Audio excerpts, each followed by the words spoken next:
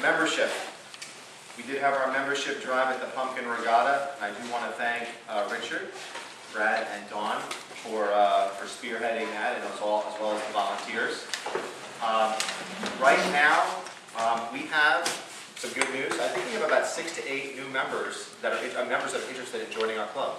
So they're going to be coming to our meetings over the next couple of months. And they will not be sitting at Fred's table. Okay? So, we are looking for a reception type table. I was thinking more of maybe the Steve Jaguar type or something as opposed to the Fred type, but no more.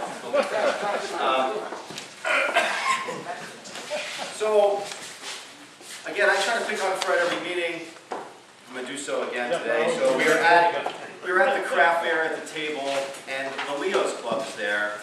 And there was an Asian kid who is actually, I think, ranked #1 in his class right now. He will be the valedictorian. And Fred starts to talk to him in Korean, even though he's Chinese. Like totally politically incorrect. He does recover. He tries to speak Mandarin. I think you finally, did you land on Cantonese? So I asked him what language. Okay. Mandarin, so I started speaking Mandarin. So anyway, I thought how proper to bring a Chinese proverb for Fred to educate him on being more politically correct. So I came up with this one. This is from Confucius, Fred. Do not worry if others do not understand you. Worry if you do not understand them. So that is your proverb for tonight. Thank you for sharing that. And now I'd like to introduce Dave, and be able to do the introduction with Carmen. Okay.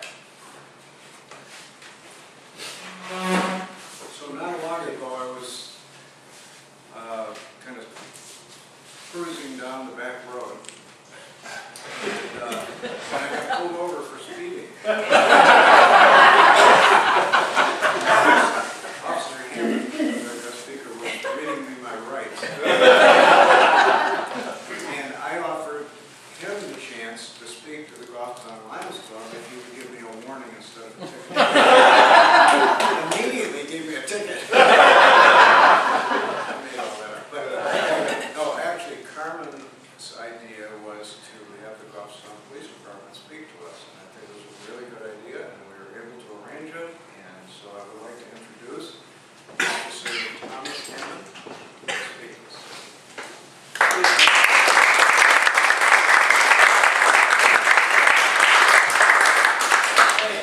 Thank you. So what I'd like to do is just take a few minutes and discuss some of the trending fraudulent activities that we're seeing on a regular basis, at the station and the state and across the country. Well, first of all, my name's Tom. I was born and raised in Goffstown. I've been with Goffstown Police Department for about 10 years now, and really love coming to work every day. And working in the town that I grew up in, and live in New Boston now. So family and friends are all in the area, so it's nice to be able to kind of give back to the town that gave so much to me and continues to do so. You may notice the goatee that I'm wearing today. I did not forget to shave.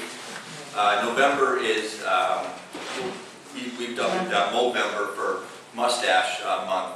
What we do is raise money for the month of November for cancer awareness. And our chief has taken it a step further to allow us to, for those participating members, allow us to grow a goatee for the month of November. So we have rules that we're not allowed to have goatees any other day. Normally our mustache can't go down past our corners of our mouths here. So it's kind of a nice little break for us to raise some money. Raised quite a bit of money. I want to say around $5,000 last year for cancer awareness. The entire department, almost 100% of the patrolmen are taking part in it this year. So don't be alarmed. I didn't forget to shave. You don't need to tell the chief that I forgot to shave. It's all right.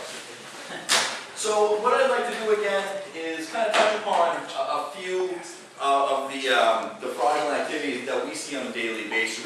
We get calls all the time from folks who think they may have been defrauded or think they may have been attempted to have been defrauded.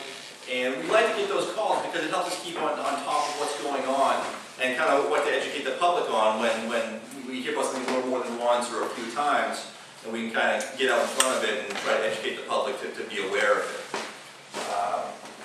So I'd like to have kind of a conversation with you guys about, you know, what you guys may have heard or concerns you may have during our conversation. And certainly Carmen's going to be a great resource to have, being that she works at the bank and, you know, unfortunately has to deal with a lot of these victims on a daily basis. So first we'll talk about credit frauds.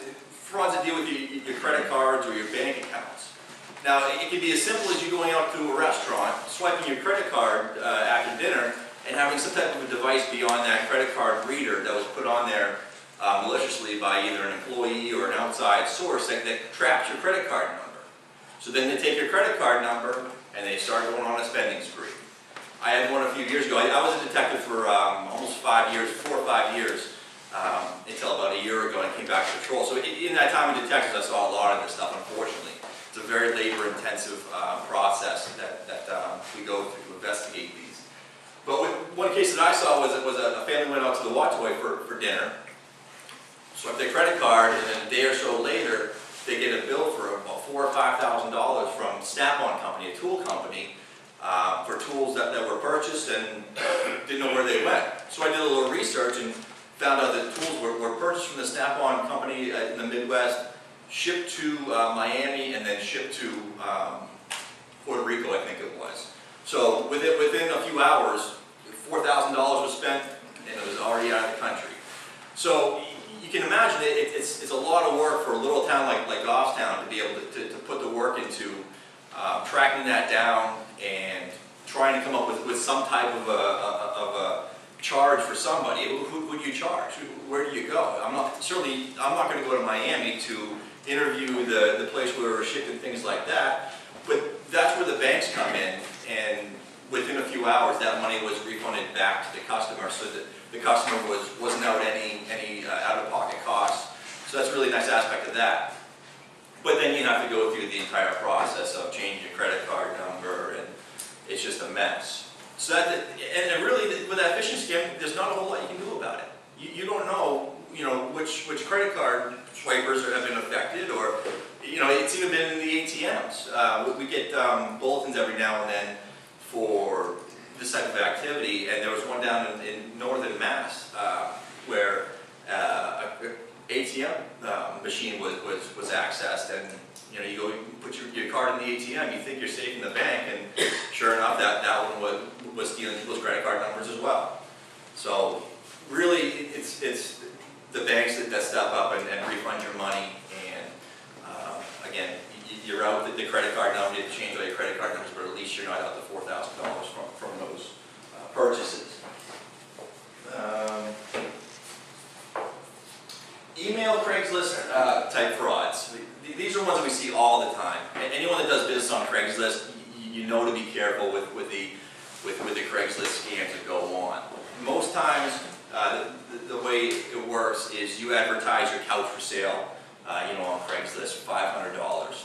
You'll get a response back from a potential customer who says, "Oh, I'm going to send you a check for $10,000. Could you cash it for me, send me back the remainder, and you can keep the $500 for your couch?" Sounds like a great deal. And unfortunately, people fall victim to it. So you get the check for $10,000 back, you try to deposit it in your bank account. It clears initially, right, Carmen? It'll clear initially, and you'll send that $9,500 back to them. But then a day or two later, the bank catches up, and there's no money in that account that the check was from.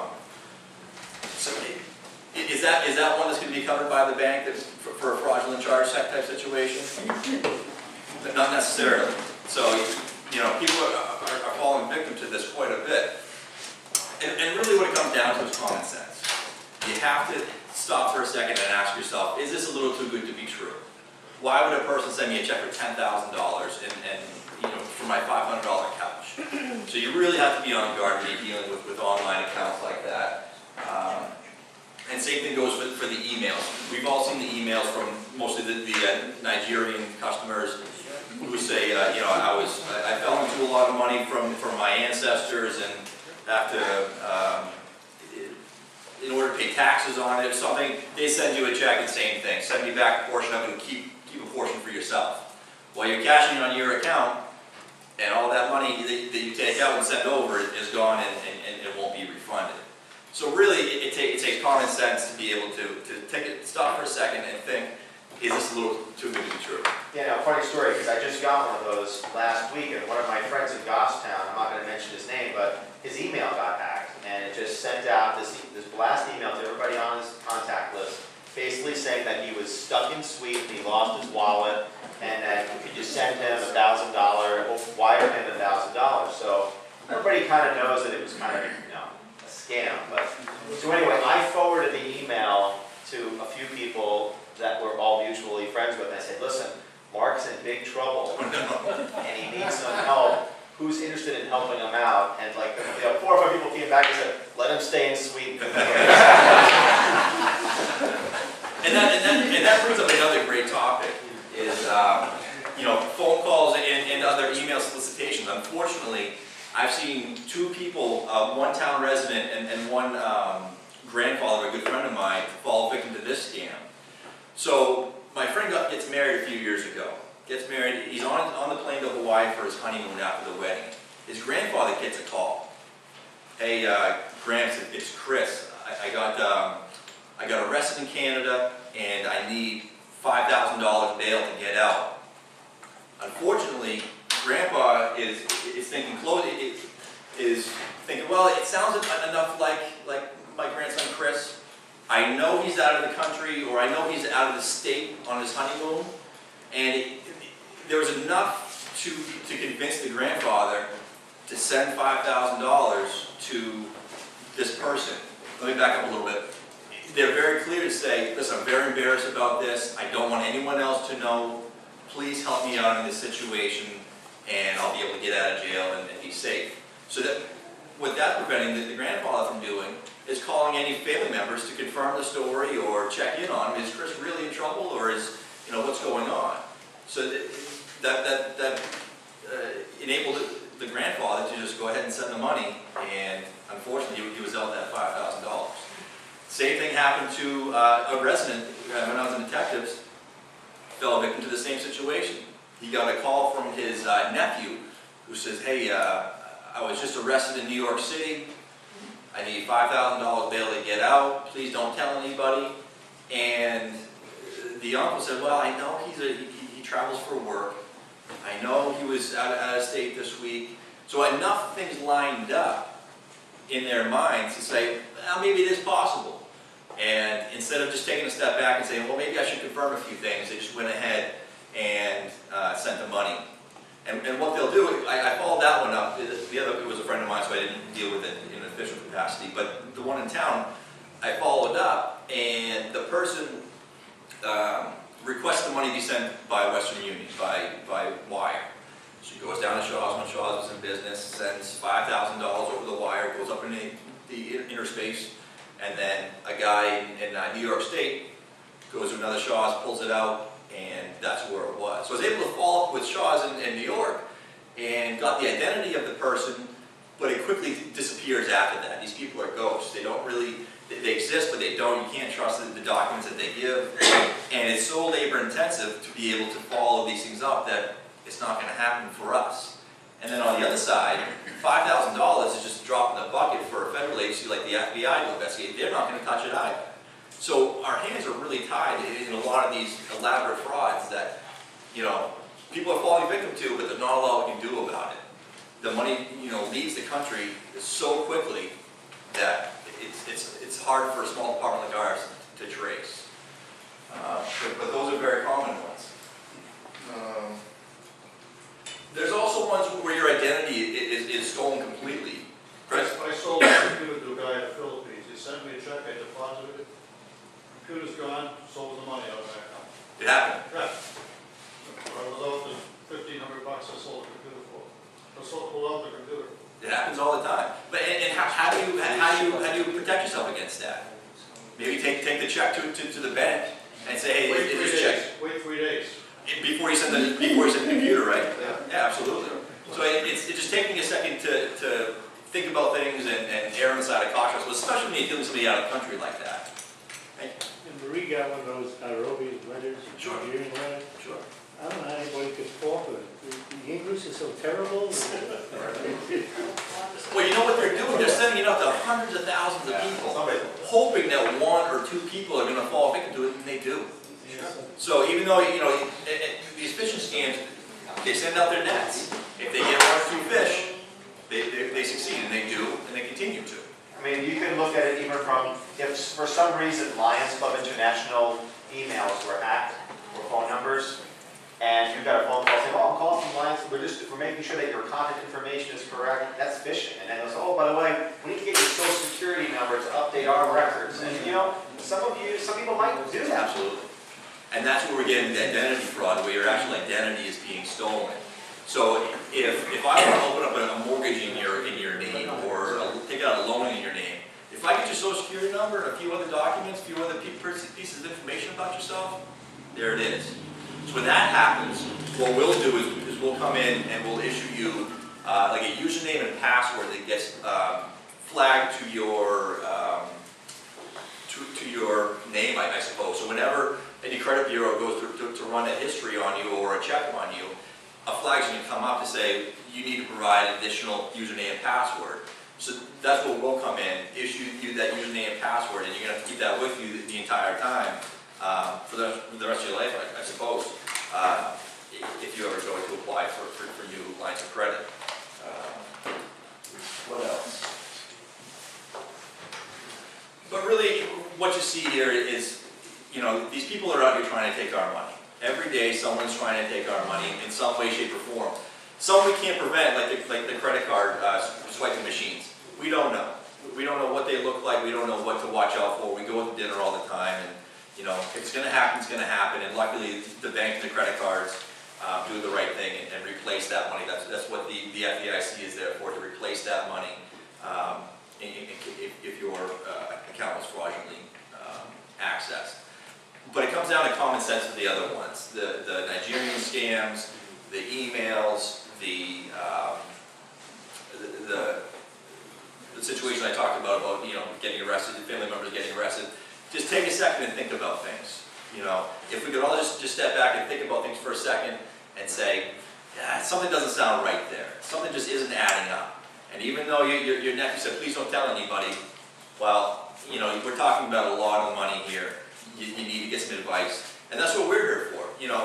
A lot of times, luckily, folks call us and say, hey, this is what happened. This is the phone call I just got. This is the email I just got. What should I do? Well, luckily, you're not a victim because you did the right thing and came to us first. And we're able to say, no, we know about that. It's a known scam. Stay away from it. And sometimes it's not. We get a lot of calls from different organizations doing fundraising. I think the Goffstown Fire Department hired a company recently to kind of do their fundraising for them. I want to say it was a fire, I'm not sure. But they had an outside source calling citizens to solicit money. And one resident just didn't feel right about it and called us, so we were able to do our due diligence, do some follow-up on it, and determined it was a legitimate organization doing the fundraising on the part of the fire department. So that's where we come into play, to be able to help folks kind of sort through some things and help them make the right decisions and not fall victim to these types of crimes. Well, what do you think, despite the fact some of us will admit that they're a big scam, what percentage of these do you think are actually, do people tell you about? People are very embarrassed when this happens to them. Absolutely so right. They're not going to say a word. Yep. The other thing I heard about is the contractors will come door to door, like, hey, we just did the driveway down the street, I got a bucket of tar here, we'll happy to help do your driveway.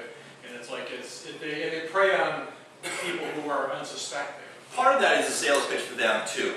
They may be a quasi-legitimate business who just wants to score another job, and they're using that, well, I got an extra load of tar or whatever to do your driveway, and it may be legit.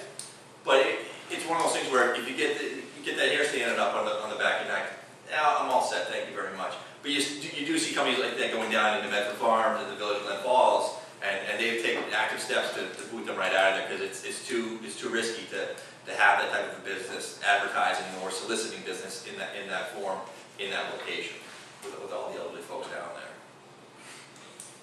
Sir? How about the scam where they're gonna coat your driveway and they come up with some crankcase oil, put it on the driveway? Same situation, absolutely. If you know about, that type of a business where, well, that doesn't look like the right stuff, that doesn't smell like the right stuff, or what have you, step away from it. And if you're not sure at all, step away from it, If you didn't solicit them on your own behalf, if you don't want it done on your own behalf, you don't choose your own company, if it sounds too good to be true, it's usually too good to be true. That's what it comes down to. And furthermore, a lot of those companies do a terrible job, splatter the black stuff all over the place, and then just pack up and leave, and you never know who they were, right? Not a good situation. We deal with those quite a bit. Any other questions? What do we think?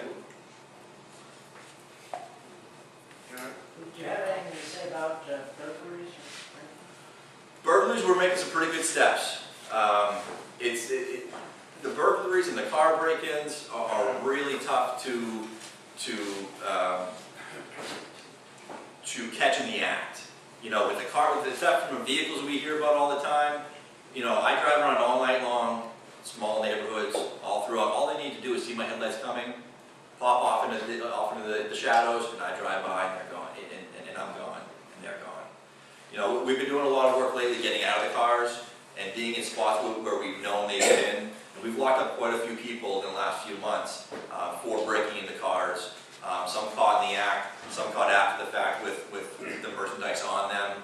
So sometimes we need to be lucky before they can get caught, and that's really the truth of it. And the same thing with burglaries. It takes a lot of follow-up on these burglaries to track that stolen material. But your laptop gets stolen from your house, and a lot of times it'll end up in a pawn shop or in somebody else's hands. So we go find that person. Now we've got to interview them to determine how they got their hands on it. And a lot of times they're not too cooperative. So those are very labor-intensive cases that are really frustrating sometimes when we don't get good results right away. But we have been getting some good results after the fact, Oh, and on the credit card, debit card, scanning there, my wife's card got copied like that, and fortunately somebody from local branch bank here in town called up my wife and said, were you in London like yesterday? Sure. My computer, and she said, no. No, Russ was.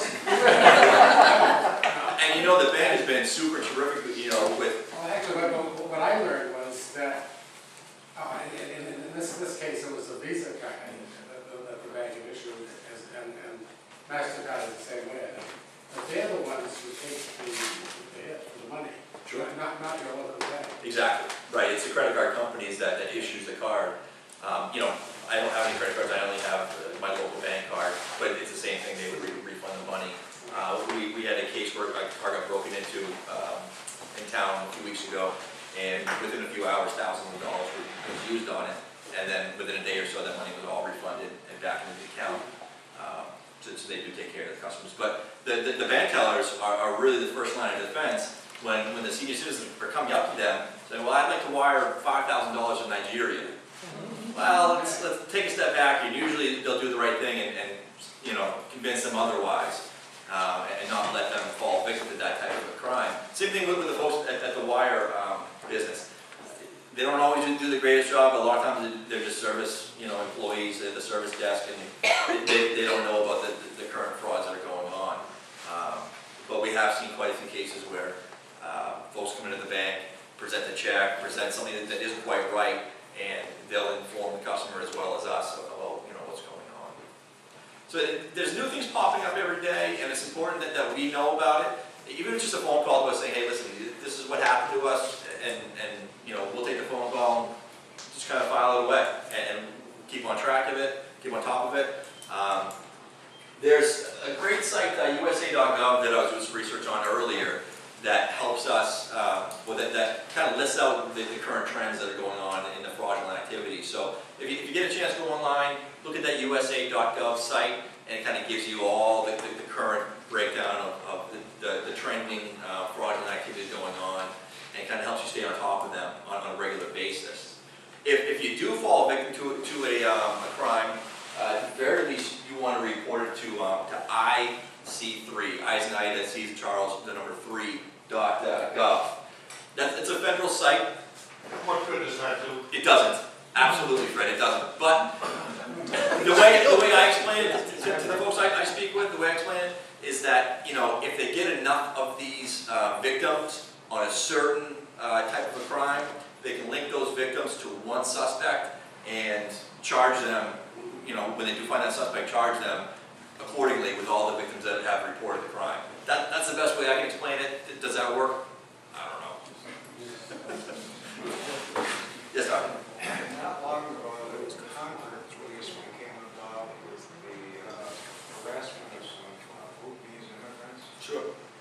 And then there was violence too, and I think maybe that's when the police stepped in, but I guess we have troubles like this in Goffstown, and can you address it when it's just at the harassment level? Is that the one where some racist slogans were being written on the houses? That was the first thing. Right. Yeah, I don't think that became violent. You know, I think that was an interesting case the way. I don't recall. I don't remember hearing about that, but it was interesting the way that case was able to be brought about. Handwriting analysis, the handwriting from the building. It's a really great investigation happened there. But that is something that they investigated right from the very start. But how do you investigate that? You know, right from the beginning. You know, it took them a long time to be able to analyze that handwriting. So to say that they didn't act on the first one or the second one, I don't think would be too terribly accurate. But with regard to Goffstown, luckily we haven't seen any of that stuff. Every now and then you'll get the kids spray painting things across. What's that? Maple Ave. Maple Ave. Unfortunately, I came in on a nice Sunday morning, 7 o'clock in the morning, and you come in. Just want to get out there, just go patrol around, nice easy patrol. So I patrol my neighborhood. My neighborhood is Maple Ave and Heather Hill and Smith Road and that whole area. I pull into Maple Ave and 8:30 in the morning, I see all this spray paint all over the school. Guess what I did for the rest of my 8-hour shift that day? Fall up on all that spray paint I found. But you know, there was, you know, don't tread on me, some anti-government messages, some messages about, you know, Obama and things like that. Do they know what they're saying? Do they understand what they're saying? Probably not. But we still see it. But there again, where do you go with that? You know, when the kids spray painting things, how do you? You didn't catch me either. That was interesting. It's on tape, Brad. Yeah, you're not fast enough. It happened down at the sports field, the Lions. During the same time, or Garage door, no, a couple of years ago, I guess. it happens. You know, and that's one just at the car break-ins. Not a We good can. message at all. No, and we can patrol as hard as we can, but all they need to do is see our headlights, hear a car, and they're off in the distance. You know, again, we make an effort to get out of the car and walk around, but you can only walk around so much, and they can only, you know, you can only catch Turn some the blue kids. lights out. What's that? Turn the blue lights out. Well, we don't have the blue lights on, but it's dangerous to turn your headlights off, we crash. It's dangerous, down there in the Lions field. It's a lot. Absolutely, I yeah, haven't lights. seen the graffiti either. So hopefully, you know, had a good conversation about some you know, fraudulent activities. Again, the key thing is to stay vigilant, question everything that comes in.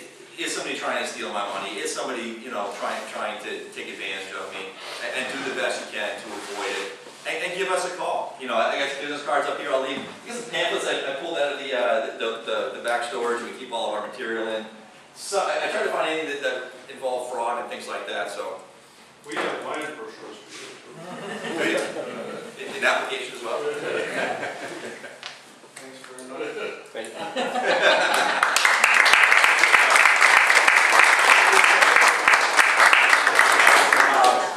I've known Tom for many years when I was a selectman, and we are so fortunate to have a police officer like Tom and the others that serve with you in your department.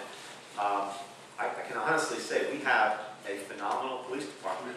And I think the reason why it's phenomenal is because they're just good, solid people. They're just good, down-to-earth people who care about our community. They're vested in our community. They're involved in our community. So he's my buddy at Pizza Market once or twice a week. So if you do need more information, he may be there. I don't know.